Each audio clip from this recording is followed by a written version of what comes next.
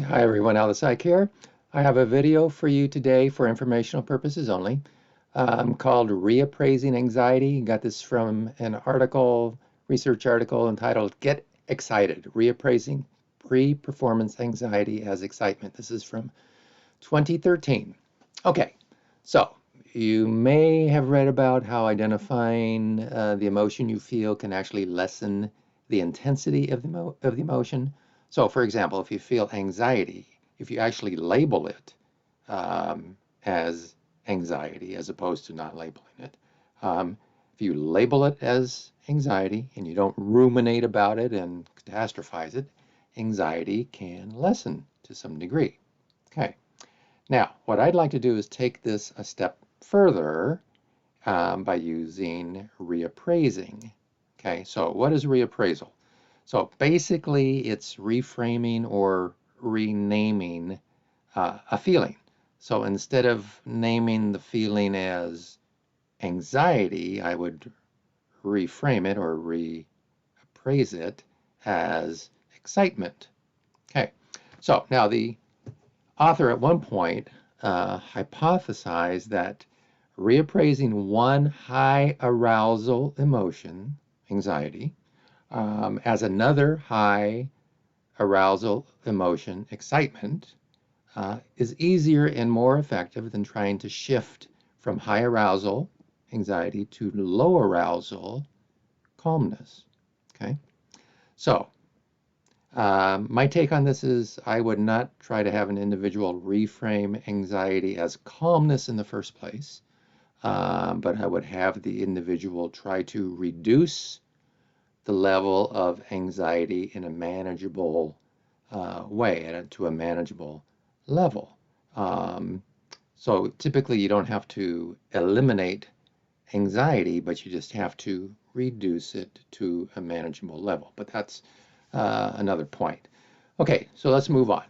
Now, the research involves subjects that were involved in performance activities, singing, speech giving, and math test.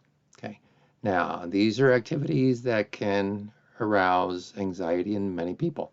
I remember, when I had to give speeches, I would definitely have to regulate my level of anxiety prior to giving the speech.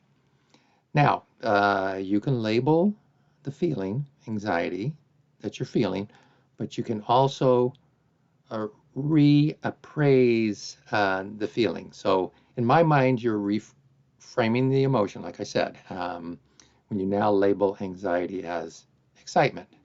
Now, another point.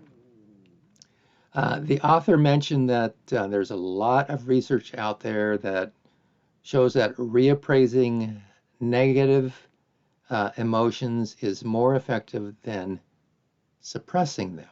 So, suppression means that an individual continues to feel a certain emotion but masks or hides it from observers.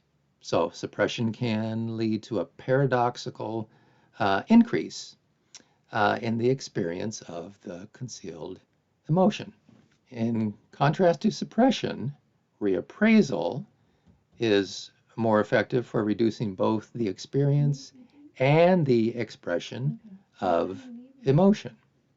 So, basically, in a nutshell, reappraising anxiety as excitement improved the performance of the subjects during the performance activities, more so than if they had tried to calm down. So, subjects were given statements to actually say, such as, I am excited or get excited, as opposed to I am calm. Okay. So one interesting point, and there's a lot more info, if you read the whole article, but the subjects that reappraised anxiety as excitement gave longer speeches than subjects that reappraised anxiety as calmness. Okay, so why does reappraising or reframing anxiety as excitement improve performance? Well, the authors actually referenced some other individuals, Middle and Ross from 1998, and say that individuals in a positive affective state are more likely to interpret issues as opportunities, whereas individuals in a negative affective state are more likely to interpret issues as threats. So interesting. So in this way, excitement may prime an opportunity mindset, whereas trying to calm down may perpetuate a threat mindset. So some interesting stuff in this article. So reappraisal or reframing the feeling sometimes can be pretty beneficial. That's it for now.